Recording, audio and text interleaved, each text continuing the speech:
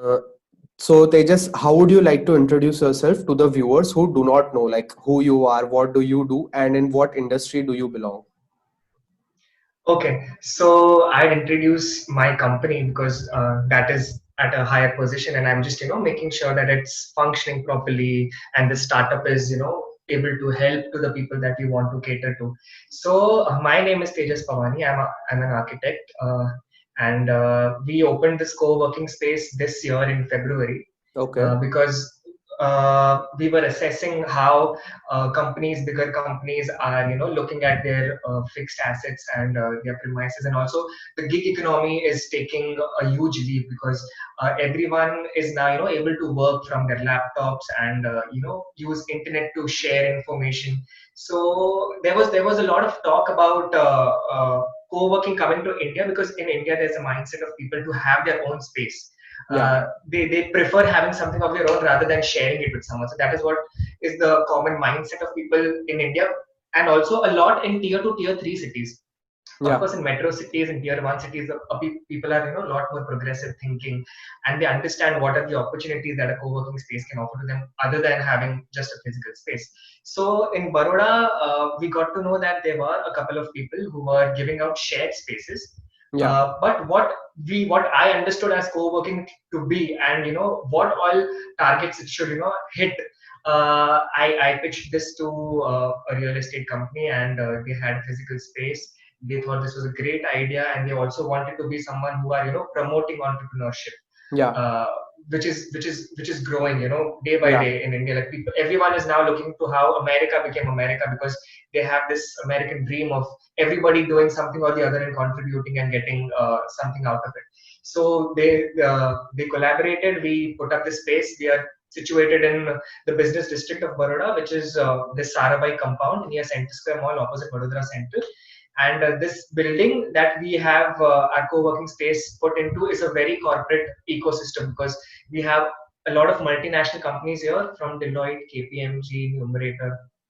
So the idea of bringing the co-working space here was that whoever other than corporates Yeah. is going to use this space get to feel what the corporate environment is like, because although there might be a lot of pros and cons about how corporates work, there are some things that we should always take from it: the way they work, their discipline, their conduct in how they conduct with others. So we thought that whenever someone would enter this building, they would come into that vibe, that kind of a mindset. Okay, now I'm at a place where serious work gets done. So if I'm work, Organizational structure. yes.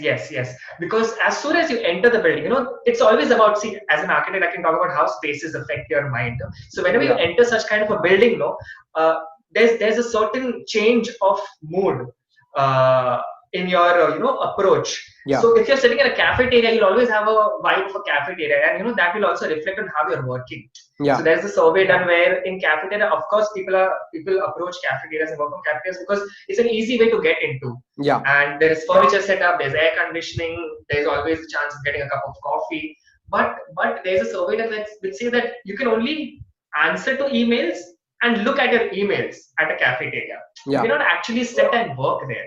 Yeah. So with this advent of co-working space, which is also taken into consideration of people who, because there's a large chunk of freelancers, who work from cafeterias, Yeah. but they always have this issue of maybe productivity is not that much as much we would have wanted, but they never had any other option. So Yeah. there was never a complaint from them because they knew, okay, how else would we work from, or where would we work from? Yeah. But someone like WeWork, like who's actually put this. WeWork is a global brand of I know co-working them. Yeah, I know spaces. them. Yeah. Correct. So someone like them put co-working in that kind of a nature on the map, Yeah. and people started to recognize that everybody has internet, everybody's checking on Instagram or on Pinterest, so everybody knows, okay, offices like these are coming up and we Yeah. want them. So what Yeah. do? They ask their employers, they ask their companies, okay, we would have loved to work somewhere in some kind of this setup. So now they are taking into consideration because they are dependent, everybody is interdependent now. You cannot say the boss is the boss. If Yeah. the worker is not going to work, the boss is like helpless. So they're Yeah. also taking into consideration what the employees, and as a matter of fact, they say that 2020-24 India is going to be the youngest country in the world with a workforce of the millennials and Gen Z. And if they are going to be the majority part of the people who are going to work, we will have to address their needs. Yeah, true. Okay, you cannot give them cubicles or the 1990s or 80s setup of working. They will not come. They will Yeah, do it from their home. And if they can do it from their home, what companies would lack is to develop a corporate culture, company culture. yeah, It's true. easy. It's easy to work from home. You can work. But then a company always has its kind of philosophy that they want to, get into their employees. They would Yeah, want them to be that way. They want people to talk that way. So that is why physical spaces are important. As yeah, much as COVID-19 has made companies, think about their fixed assets or reduce their dependence on, the overhead costs, there will be a solid consolidation of people of real estate. Like some companies in the middle tier would actually think of letting go of their physical spaces, because compared to what they would pay in a co-working space, that is a little heavier on their balance sheet. So yeah, that, of course, that will happen in the post-COVID era. But work from home, as you know, it's my personal opinion, that will not sustain as much, because there are already complaints. There are articles in newspaper, everybody sharing their experiences. We are not equipped with a very professional kind of a bandwidth of broadband, or I have my brother, sister, their children. yeah, It's impossible. For the 2 months that yeah, we had to be at home, work from home was the best option. But yeah, as soon as things will start coming to normal, you would want to get back to the office space, because as much as you hate your office, you cannot live without it. yeah, There are employees who complain, oh, I have to go to office, but it's a relationship that they don't want to quit. yeah, So it's a great time now for companies to rethink their spaces. So this 2 months of time and one more month, if they would rearrange, rejig their spaces. It would be somewhere people would want to come, yeah, because now the customers will come from a position of fear and skepticism. yeah. It won't be about, okay, chalo, aisa hai to idhar aisa nahi hoga. Hmm. Everything is prone to viruses now. Yeah, How much of a bigger company you are or a smaller company you are. So they will always come in a position of fear and skepticism. So there has to be change. yeah, So what we have done here, we were quite new, and still, if we got a chance to implement rules, guidelines that we've got from the Home Ministry, and also the other thing that talks are going about is that we are rethinking about de-densifying, or the densification of spaces. yeah, The co-working space, since it's monetized on every inch of space, every yeah, inch you convert into a table is monetized. yeah, So for a co-working space to think of profitability or make money, they have to, have designers who make best use of spaces. But in the post-COVID era, that kind of a mindset is not going to get them members, yeah, because you would want a good 6 feet, 5 feet distance between two people. yeah, So now making every inch convert into money will have to take a back seat, and yeah, they will have to, put their ambition, their vision of serving people, or smaller teams ahead of that. true. So we've done that. We've made alternate seats available, so Yeah, that whoever's come, has the confidence of, okay, I'm going to be at a distance, because they don't know who the next person is. yeah, In a company, you would know your co-workers, but here you're going to build relations. So the yeah, initial time, that buffer period until they get to know each other, they're going to be, okay, I have to maintain safe distance. And so we're making sure that that happens.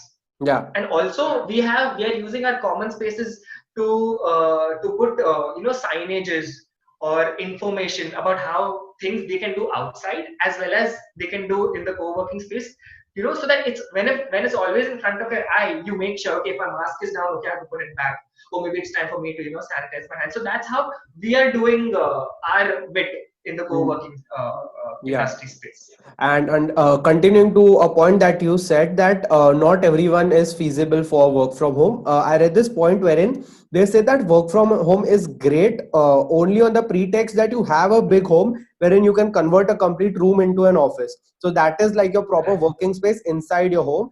And to be very precise, not everyone can afford that kind of luxury. Like, not everyone can separate out one complete room in their house and say that, okay, this is my office inside my home.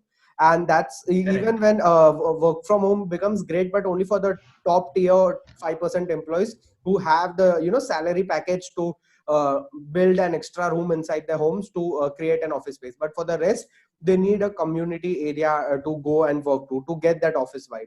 So yeah, that Correct. one point I agreed with.